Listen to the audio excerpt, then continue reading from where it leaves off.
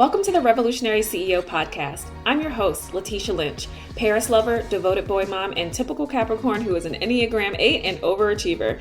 After launching my business during COVID, it grew faster than I anticipated and quickly turned into all the things I hated about toxic corporate overwork culture.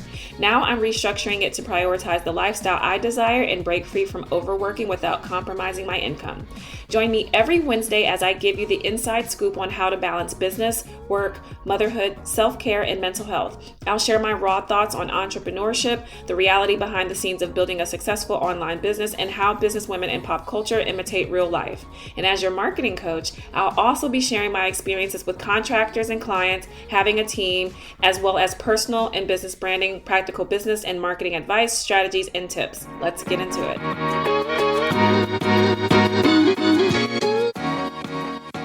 Most of you will get to a stage in your business journey where you no longer want to serve that beginner, early stage person for whatever it is that you do. There comes a time where you don't want to answer the same beginner questions, elementary questions. You no longer want to try to convince people that they have a problem or they need the solution that you have to offer. And I feel like anyone who's kind of grown up with me as an entrepreneur, we all got to that stage around about last year. I feel like that kind of happens when you get about to year 2, 3. You start to realize you don't want to do some of the things that you were desperate to do when you first started. And so this episode is talking about how it's okay to no longer want to work with those early stage entrepreneurs for my B2B people, and how you can make sure that you no longer have to work on attracting them. So first of all, let's talk about how we got to this point, because at the beginning of our business, we did work with those early stage people, right? Your confidence was really low at the early stages of your own business.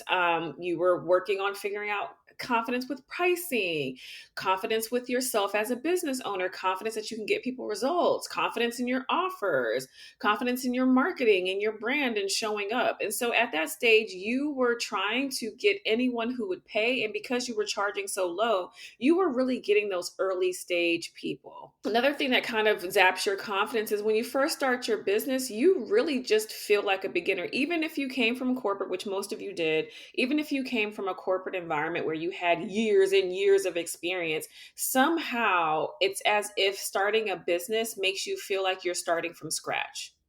None of the accolades or the experience or the results that you've gotten in those corporate environments matter anymore. It's odd, but it happens to so many people. And I would say I even felt that way when I first started my business. Even though I had been working in marketing at that point since 2006, I started my business in 2020, so 14 years.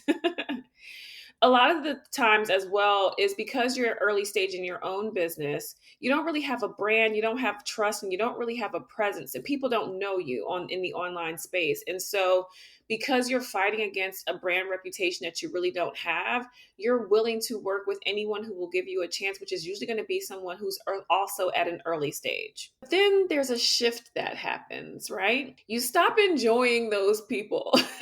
And I see that shift happening when you, first of all, you have a bunch of proven results for clients that you've worked with.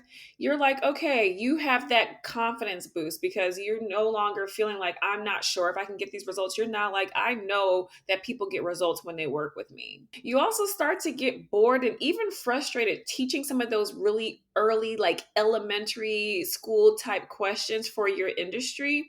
And the fact that you've been answering them for years and you answer them in your free content, you're trying to figure out, why would I want to be answering that in my paid program when I have that information all over the internet? It's accessible to anyone. Another thing that I see when you start to shift from really not enjoying those people and probably no longer wanting to serve that level of a person or client is you start to work with those people who are more established, more clear, more certain. When you get a taste of working with them, you realize, oh, this is the type of client that I actually want to work with because I can do more advanced things with them. I can talk to them on a different level. I can really exercise my expertise. Whereas when you're working with the beginners, the early stage people, you don't really feel like, especially if you're a high achiever, you don't really feel like you're being challenged.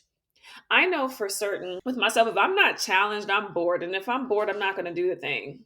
This was my MO in college, in high school. If the class was boring or easy, I did poorly. If it was hard and challenging and competitive, I'm going to ace it. I realized that I wanted to start working with a different level of client last year in 2022. I had been doing Revolutionary Brand at that point for almost 2 years. And I started getting people in the program who were uncertain of themselves, uncertain of their business and what they wanted to do. And I was like, that's not who I serve at all.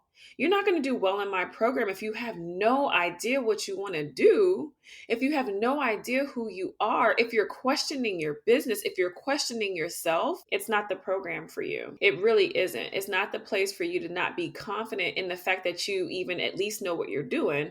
Yeah, you're not confident in your messaging or your marketing strategy for launching, and your systems aren't exactly where you want it to be, but you yourself know that you know what the hell you're talking about, and you're confident that you are at least an expert in your area. When I started getting people who weren't certain, who were questioning themselves, who were getting rid of their businesses or changing their business completely in the middle of the program, I said, oh, I'm attracting the wrong people. I would get all these people in my DMs. Like, I would get these DMs back in 2020 where people would be like, I know I need to work on my business, and excuse after excuse. And I would get the same people in my DMs over multiple years. And I'm like, that's not who I'm trying to talk to. These people who promise themselves that they're going to do better, try harder, do something different, take a chance, make an investment. And 2 years later, you still haven't made that investment. You still haven't taken that chance. You still haven't changed. Those are not my people. And I really realized that last year. And I was like, I can no longer talk to those people. I can no longer attract those people, because my personality and how I run my business is I specifically want people who care to implement, want to implement, and who will implement. I want people who take their businesses seriously, who have big visions and goals and missions behind their business, and they're going to do whatever it takes to make that happen. Those are my people. And when I realized that I wasn't always talking to those people is when I wanted to make the shift myself. Here's what it looks like when you're beyond the stage of working with those early stage people. When you don't want to spend all your time marketing all day for long periods of time because you don't understand why people still aren't getting it, it's because the people you're talking to need to go through that unaware stage and then consideration stage. They're not at the stage of being certain that they need to change, and being even aware that they have a problem and what the hell that problem is. When you want to start skipping that unaware stage and really only talk to people who are at least bare minimum problem aware, you've reached a new level, and you're definitely beyond talking to early stage people, because early stage people don't know what's wrong. They don't know that they have a problem. They haven't admitted that they have a problem. They're tussling with the problem. They don't want to talk about it. When your content isn't really educational anymore, or you're tired of doing educational content, it's because you are beyond working with those early stage people. One of the last things that I feel like you see when you're beyond looking at working with those people at the early stages, when you spot someone who asks some basic questions or early stage questions and you're immediately annoyed by it. You ever get like a comment on a post or a question in your group program and you're like, is this really the question? Like, are we still talking about this type of stuff? We should be beyond this. It's because you've reached that stage where you no longer want to serve that level of person. But here's the thing. I know you're thinking, well, why am I still even attracting those people? I changed my copy. My copy now says I serve 6 and 7 figure entrepreneurs. But your messaging and your marketing really still speaks to those people making 4 and 5 figures. This episode is brought to you by Booked Out CEO.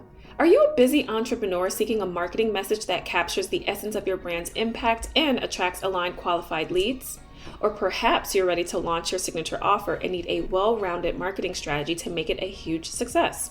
Introducing our exclusive VIP days, your secret to elevating your brand's messaging, creating high-converting offers, and mastering strategic launches. With our signature offer and Suite VIP Day, you'll craft irresistible offers, define your brand's purpose, and develop a strategic offer suite or offer progression that propels your business forward.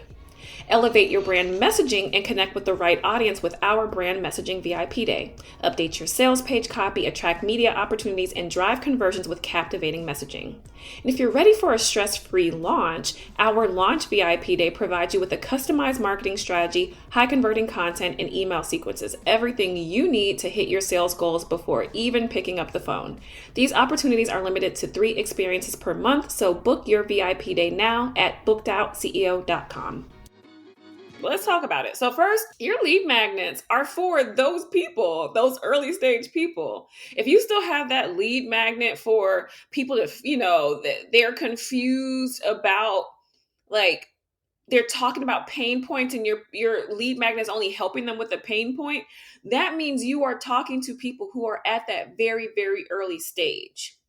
A lot of your lead magnets are really just DIY related or pain point related. And when you do those type of lead magnets, if you're a service provider doing a DIY related lead magnet where they're basically doing your job, you're defeating the purpose of giving them something to help them want to work with you. They're going to think I can do it myself. When your lead magnet is just talking about pain points, all you're doing is speaking to the people who are wallowing in those pain points and have no idea what their problem is. And yeah, maybe your lead magnet leads them to understanding they have a problem, but you just wasted a bunch of marketing and time by creating something that just helps them sit in pain points and in struggle. The next thing that's keeping you attracting those people, even though you changed your copy to say that's not who you serve, is you create a lot of content that's in that unaware stage, which is where a lot of those unsophisticated buyers are. That unaware stage content where you're like, are you frustrated by such and such? And here are 3 ways to stop doing this. It's like, okay, well, you're talking to people who are at that stage where they're still messing up and they have no idea what it's messing up and what problems it's causing. You can't keep doing this kind of content, this educational content, because the people who are ready to buy are thinking differently and have to think differently. So you need to do content that helps them do so. But when you stay in that mode of educational content, all you're doing is just teaching them a bunch of stuff when really you should be getting them closer to buying from you. And lastly, when your copy is really in that classic unaware stage of, again, at the top of your page, are you struggling with, do you feel like you're really just speaking to that beginner stage person? So I want to leave this episode by giving you 3 ways to attract the more experienced clients, the more sophisticated buyers that you're looking for. And the first place I'm going to start is shifting your messaging. Your messaging needs to say that you're a more advanced person, because more advanced people attract more advanced people. You want to say in your messaging that you're that advanced person to work with who understands the types of problems that develop with more experience and over more having more time in the game. Because when your language says that you're capable of doing this, and when I say your messaging, I mean you should be using power words. No more I help statements. I help is diminishing the value that you actually bring and the impact that you actually make. And so let's go ahead and toss the I help statement and say something else. You consult, you empower, you transform. You got to stop using those basic words if you want to stop attracting basic clients. You have got to know your unique value proposition. And if the first thing you said to yourself when I said that right now is, what is a unique value proposition? You are already behind. You have to know what makes you unique, from the problems that you solve, the promise of your offers, the results that you get, your approach to solving those problems. You need to understand what makes you unique. And be clear on the value proposition of your offers. Again, if you're like, I still don't know what the hell unique value proposition is, then you probably definitely don't know what the value proposition is specifically to your offers. You need to be clear on who you serve and have a clear story of that person's situation and a direct correlation of how your offer solves their problem. And yes, this is still messaging. And lastly, you need to align your messaging and your content pillars to the value that you bring to the table, the problems you solve, and the outcomes you help other people achieve. The second thing you need to do is shift your copy to incorporate the new messaging and speak to the people that you're trying to attract at the correct stage.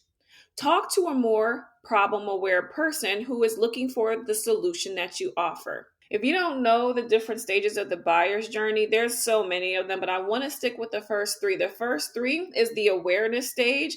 The awareness stage is when that person is problem unaware, and your job is to navigate them to being aware of their problem. You want to skip this stage if you're trying to talk to a more sophisticated buyer. And when I say skip this stage, I don't mean that you don't need to say and correlate the issues that they're having with the problem that they have, but you're not sitting in that situation. We're not sitting in that language. We're not sitting at that stage. We really need to move on to the consideration and decision stage. The consideration stage is when they already know they have a problem and now they're actively searching for solutions to solve it. It doesn't necessarily mean that they understand your particular solution, but they are open to hearing it because they know that if your language is correct, that you at least solve the problem that they have. So they're thinking, this is one avenue I could take. This is one person I could possibly work with. And then the people who are in the decision stage already believe in the solution that they should go with. They're just narrowing down the person that they want to move on with and who they want to work with. And I want to talk about that in the next thing, which is your content strategy.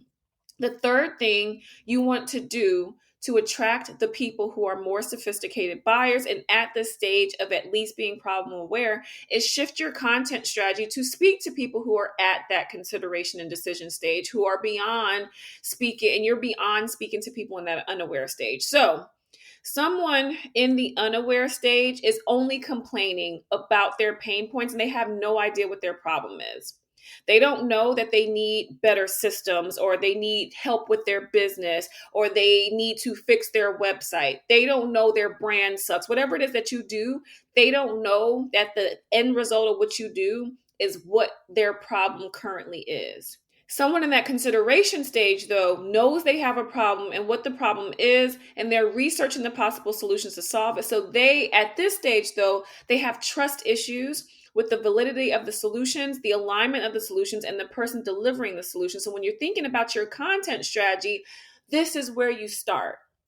You don't start at that stage of helping them see that all those pain points, those frustrations, I promise you, it's your systems. I promise you, it's your brands. Your brand isn't where it needs to be. They don't know that at that beginning stage, but the person in the consideration stage, they know that. And now they're trying to trust that this particular solution is definitely going to solve my problem. Even though you say it does, I need to really look into this type of solution and whether or not it would work for me. I need to see if this is in alignment with what I'm trying to accomplish. I need to see if I can trust this person that's saying that they can do this stuff. And lastly, when you're doing content for that person in the decision stage, I told you the person in that decision stage knows the solution that they need to go with, but now they have questions about the process, the outcome, the promise, the framework, the access, the ROI. And so that's the type of content that you want to leverage at that stage. If you're telling me, y'all, look, if you're telling me that you want to work with a more sophisticated buyer, but you haven't become a sophisticated CEO, you're really not going to attract those people because they can smell that a mile away. When you're doing basic content, I'm already not following you because I don't need to learn that stuff.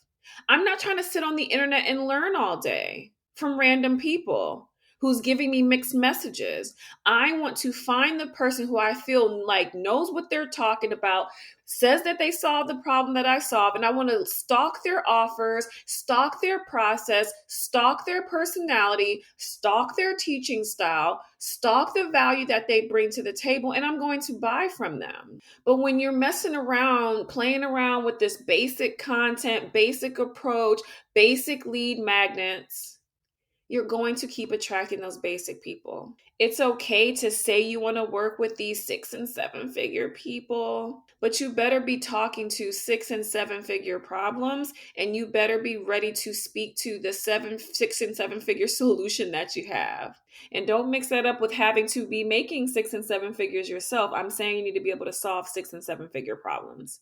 and be able to have 6 and 7 figure language to explain how you're solving these problems. When you get that done, you'll start to attract those people that you actually want to work with, and you no longer have to worry about the beginners. And don't feel bad. Some of you feel real bad. You got like the martyr syndrome. It is not harming the planet if you no longer serve those beginning people, because there are some new entrepreneurs who are also experts who have just as much corporate experience and background and education as you, who are just now starting their business. Let them serve those early stage people. You don't have to do it.